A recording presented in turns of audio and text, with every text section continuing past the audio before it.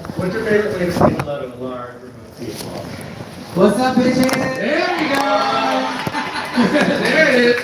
Alright, I said to my right hand yesterday, I was like, if I went to the bathroom, gotta roll the toilet. Because the first time I laid eyes on you in person, I had to have some turbans. When? Now. Oh, okay. Do you wear a turby towel at home too after the shower? No, girl, it's off. I always had the turby towel as a kid. My dad didn't know it, but that's how I got out of the shower. All right, so Ipsy wants everyone to know, you can read all the Oprah books. No one will show you what's up in your life than your inner voice, am I right? And you gotta meditate, and you gotta listen to that inner voice. And your inner voice is shining and glowing and changing the world. And changing the way that beauty is manufactured and presented and applied and enjoyed. So, round of a frickin' applause for that one. Ooh, you got a snapper in the front. She's sophisticated. She's double duty, you see? She has one phone in one hand and the snaps in the other hand, getting my content, getting my likes. Okay. Raise your hand if you're live right now. Hey, say hello at home. Hey, Michigan, I don't know where you at. All right, who are you wearing? Myself. Listen to yourself and wear yourself. We just talked to Sierra and the whole conversation was about really listening to those inner voices and following them and ignoring the haters. And we all have Instagram, so we all have haters, but when you have 8 gajillion followers like this one, you're gonna get a little more haters. How do you handle that? I think do we all got haters? Yes. Raise your hand. None of y'all are haters though, right? No. Right, y'all better not be. How I handle haters, like you can't pay attention to it. And then even more so now than when I started 5 years ago, because this industry has gotten bigger, it's crazier, there's more success, there's more trolls, everything is amplified at a magnitude that we never foreshadowed to happen in this billion-dollar industry. But I think with that being said, you have to stick to your gut, march to the beat of your own drum, and just listen to yourself first and foremost. And I think the way that I've set up my business and my brand as Patrick Starrr is to surround myself with good people. You'll know who they are. And I recently found that out from someone, a prestige brand, and I asked this very rich lady, I said, how do you build your team? And she said, you know what, it's not about, we have the best of the best, and it's not about looking at someone's IQ, but someone's EQ. Like, what are their emotional qualities? And if you look at the brands that are successful, top of mind is like NYX, Tatcha, Ipsy. I see some Ipsy staff here that have been here for years. It really, really makes me happy to see them having been with a brand that support a lot of brands at the same time, because they have the same emotional qualities and ethos and what they stand for, and for them to trust a big bitch like me to come to these events, I think that's even really, really cool, because for me, at the end of the day, it's about being visible. And with that being said, fuck the haters. I mean, speaking of, I've always been told by my team that we want to be in the industry in bed with the right people, right? And who would you let in your bed? Not someone you love, right? You want to make sure that your team are people you love and appreciate. And as long as you lead with your heart, don't you love when someone on your team's like, I can't make it to Ipsy this weekend, I'm getting married, I'm having a baby. When there's really great things happening with your team and you can all support each other, that's when you know it feels right. When their stuff gives you the chills, like your stuff gives them the chills. Okay, so when you first started social media, what was the platform? Was it MySpace? Are we going back to Friends? Oh, you want to call me old? You want to call me old? I used to dress Paul Abdul for American Idol. We can't be a golden girl, all right? You can't be older than me. Who had MySpace back in the day? Okay, I'm not alone. I did, but when I started, it was like MySpace, Facebook, and then I was doing photography with my little Sony Cybershot camera, and creating albums as my portfolios online, just to get clients on how to do homecoming hair or prom hair. And that was like the way of networking back then. And just, hey, tag your friends or send this link to your girlfriend to do wedding makeup, wedding hair. And then it was Facebook. And then it was Instagram at that point. And then Instagram I had for about a year, and then I started my YouTube channel. Amazing. So you used to do prom and homecoming glam for a lot of people, and also senior photos, I heard. But now you do them for their weddings, for their divorces, all the things that happen as adults, right? You know that divorce photo is the best one because that one ends up on Tinder. So you want Patrick Starrr on your side. That's so fascinating. It's so fun to see when people follow you from the get-up. You know, they follow you all the way, and they're your true people. I'm sure you're still friends with so many people who you gave a smoky eye to in 2004. Yeah, someone that I had at my hotel while I was getting ready. Her name was Valerie Orsini. She's a fitness guru, and I used to do her makeup back in the day. So it's really cool to see both of our success and our growth and our humility within each other to just catch up. And I think that's really important as you grow in the industry, is to understand and still know where you came from. So every now and then I'll visit Mac, I'll visit the Panera that I worked at. I'll see students that I've taught piano before. I used to be a piano teacher. So it's really cool to see, to check yourself before you wreck yourself. You know what I'm saying? So it's really important to see that. One of my dear friends is Jeannie Mai from The Real, and she was a Mac girl too. And so many people when we're out and about come up to her and say, we worked together at Mac. I was like, how big was this Mac? I think people are just saying it now to get in with it. How often do you need to spend, how many hours a week are you just Patrick? No makeup, no wardrobe. How much time do you need to spend as just Patrick? I think it's like right before I go to bed, I'll say my little prayer, I'll reflect on my day, I'll reflect on like what tomorrow is, and that's just like my Patrick time, and what I'm, gratitude is, I think that's like my Patrick time, and what I've done, how far I've come, what's to come. I think that's like my Patrick time, because I think the new age of entrepreneurship in social media and branding yourself is that inevitably you are your brand, and that's hard to take on in itself, because it's like I am Patrick Starrr, but then I am also Patrick Simondak at the same time, and that's the hardest part to balance, because our brains nowadays are so triggered and stimulated by social media. We're constantly ingesting media and drama and videos and everything, movies, Netflix, so many things happening. But I think that's when I'm able to do that, and that I found like a concise time. But I also find Patrick within the people that I'm around. So it's not just my Patrick time by myself, but my brother works with me, Peter. I have one of my best friends, Fabian, who works for me. Ronnie's my makeup artist, who I've known for years. So it's really cool for them to check me. You know, they call it humble yo ass. So it's really cool that I'm able to see Patrick through their eyes to me, and it's kind of like a mirror. How often are you doing your own makeup these days? You're so busy. I can do my makeup anytime, any day, but if I can support my friends and travel the world with them and bring them with me. And get their bills paid, right? Yeah, and I support them. Like, no one is working for free. Like, I am here to support them. As I grow, they grow. And it's a big investment. And I know, you know, there's some people out there that just wanna, oh, you my friend, you owe me this. No. I respect their value. I think that's what I've learned, having started as a freelancer too, and being a piano teacher and earning my own bills. I think it's really important to understand their value and what they provide for your team, because as I grow, they grow.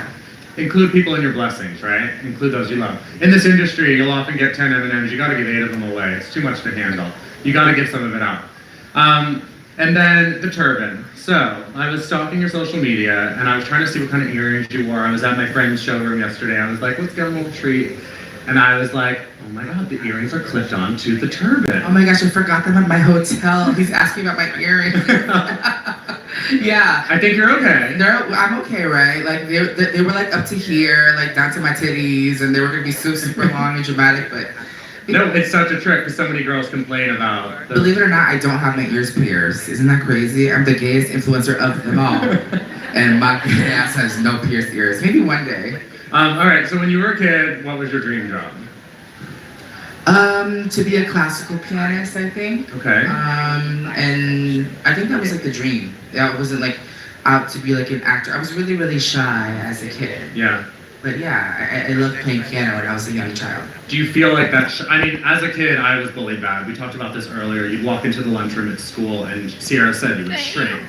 And that shyness, you know, now we're here, and it's a lunchroom full of people who adore you. You get that same feeling, though, when you approach it, right? It's that shy person, and then you're like, oh no, they love me, right?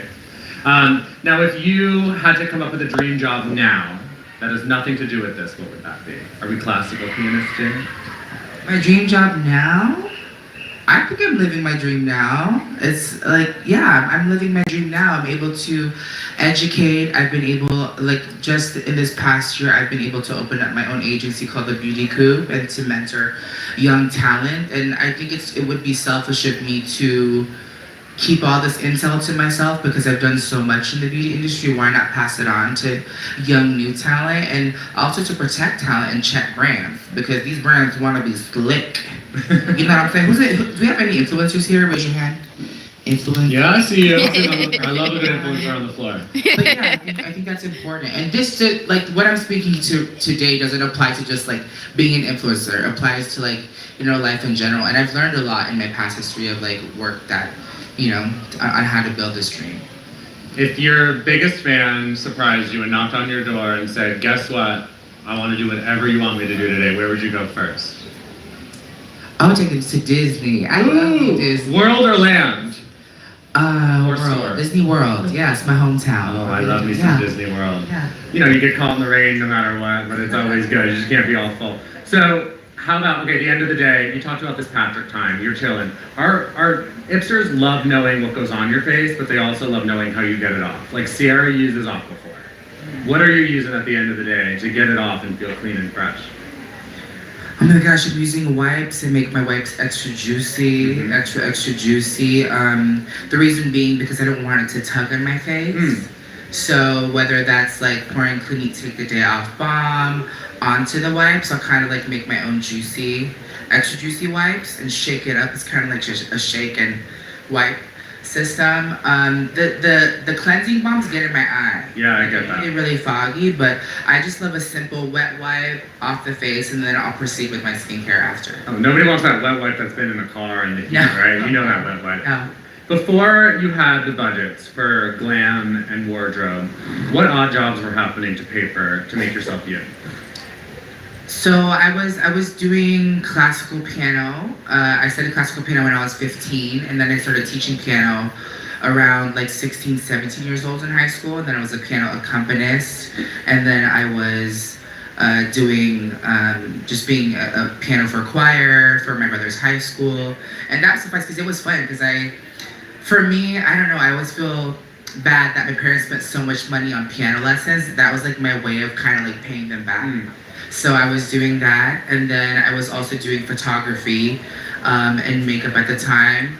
And I was like charging, oh my God, I'm gonna sound so old. I was charging maybe like $30, $50 to like do photo shoots in the Orlando Park. And like burn my CDs. You remember when y'all burned CDs? Oh my gosh, I see a lot of y'all not as low. I still have them in my car. My car has some weird CD player somewhere, and I slip. But I was doing like senior pictures. So when I was a freshman in college, I was doing like my friends that were in a grade younger. So their senior pictures, we would go to the park, get like the blurry backdrop, do their senior pictures. You know how you go to the park and then you would like Photoshop 2000 something, class of 2000 whatever. I won't say my year, but that was that. And then I would burn the CD in the car. It was kind of like a drug deal at the time, like, yo, here's the CD, meet me at the car, and then I got the cash, you know, cash on the way home. that was like a fun time for me because I was creating, and as I grew older, I realized I loved creating, and I was a big fan of America's Next Top Model at the time. Makeover Story, Extreme Makeover, The Swan. Oh, I talked about The Swan yesterday. Oh my God. You guys saw Denny from Entertainment Tonight out there. We were talking all about The Swan. That's a show that needs to come back, but shouldn't. But it needs to. You know what? Does anybody know about The Swan? You guys know about The Swan? The Swan was a pageant where they would take regular women and they would give them surgery head to toe. And then they would not see their surgery, their makeover, anything. And then they would get their veneers, cheekbones, hair lift, breast lift, hips, lipo, everything. And then at the end, after they did this to 10 women, they put all the 10 women in a pageant. That was the against Swan, each other. who was the real Swan. And I was like obsessed, not with just like the outside part, but just the inner transformation. Obviously I didn't go into plastic surgery, but it was a thing that I was obsessed with transformation. Like growing up, I was obsessed with like Cinderella, Snow White, and seeing that the idea that someone could become something. And I think that's why Patrick Starrr is who I am, because it's this idea of transformation as a young kid. I'm not sucking and getting lipo now. Like, I can't afford to do all that, but it's just the idea of empowering someone through the power of makeup. Who's your favorite Disney princess? Help me out. Who's your favorite Disney princess? Yeah, who's your favorite Disney princess? Belle too. She got a nice beast. You know what I'm saying? She likes those hairy guys. She's like. Who's your favorite Disney princess? Cinderella. I love her. What about you? She don't know Disney? Do you know Disney? No? Who's your idol? Pocahontas. I see it. I see you, John Smith. Okay. I love the Mulan Klein stuff. I was like, if only I had those arms, right? All right, I didn't come to you first. I stole yours. If you were the love child of two celebrities, who would they be? I'm Elton John and Britney Spears. And you might be able to take Elton John because of the piano thing. Okay. But mix it all up. I'm gonna make them lesbian, okay? I'm gonna do Oprah and Tyra Banks. Ooh! That's a good combo, right? Yeah, it's like top model that means something. Yeah, I love it. Who would be your dream interview if you were on the other side of this? Oprah. I love Oprah. She's like the life's greatest teacher, and I've been watching her for so long, so it's just awesome. What would you ask Oprah? I think like why? Why? That's just it. How would you answer why? Isn't it interesting, Oprah's a really great person to look to when we're trying to generate content that means something. Everything that she delivers means something to someone out there. There's no nonsense. A lot of us are, like, Oprah's not selfieing. She's not wasting her time with that. They're not paying her enough to selfie. She's saying things on her podcast and on all platforms that mean something to people. And there's something to be said, too, about these curated lifestyles we do. You're so good because you give it as it is. Although that final photo on your feed is always gorgeous and perfect, you show everything up, right? Do you play any other instruments besides the piano? Nope. Oh, I play clarinet. I play clarinet and just piano. When you were wearing strictly menswear as a kid, what would be like the flashiest thing you'd pick up? Oh my gosh. Mine was like a white suit. I was the only kid at my communion in a white suit. There were 300 other boys in navy and black, and I'm the little queen walking through the church being like, hey Jesus, look at me now, baby. But see, I grew up I'm Filipino, so I would see all the white boys at school with their American Eagle, Hollister, Abercrombie, and I just didn't know how to dress because that was I guess my benchmark in Orlando, Florida. So I was the Old Navy rainbow kid. Yep. I had my Gap overalls lined in orange fleece. I would cuff them up and be like, hey y'all. Yeah. Favorite product under $10? Airspun. What's that? Girl, get with it. I'm highly offended. She didn't do that much research then. Tell me. Y'all are nodding, right? Someone else in here doesn't Rude. I'm just kidding. It's the world's greatest powder. That's it's like $5 or $6. I think, right? It's like a drag queen staple. I love this. Where's your favorite place to shop for clothes online if you were to go shopping and not do custom? ASOS. Isn't ASOS the best? Who loves ASOS in here? Is that cheating because they have so many brands? But no, ASOS. I actually personally like ASOS brand the best. Yes. All right. For all of those people on Instagram Live, please go live. Keep it live. I want to talk to everyone at home who couldn't be here today. A lot of people can't get to New York. They can't get to LA. They can't get that ticket. But we still want to reach out to them. What is some advice for those people out there that are a little bit stuck but want that Ipsy experience? If you're watching and you're on social media, I think just look at the other people in the comments because you'll find a friend in them. I believe in the quote in my mantra that life opens up when you do. Mm-hmm. And that's the hardest thing we can do as people is to be vulnerable. And I think the more vulnerable you are, the better your life could be and can be. And just understand that although an Ipsy ticket may cost X amount of dollars, saying hello is free and being nice is free, and love don't cost a thing. J-Lo. Yeah. Round of applause for that one. So as we do it at Ipsy, as much fun as I am having up here, you're gonna get to have some one-on-one fun with this glam star. So know that there is a little one-on-one time when we're all done, but of course, use your time wisely because we want to share with everybody. Thank you so much, Patrick. You're an angel from frickin' heaven. I said today, God is definitely a woman to the girls earlier, and I feel like now I know what she's wearing. Thank you, my angel. Round of applause.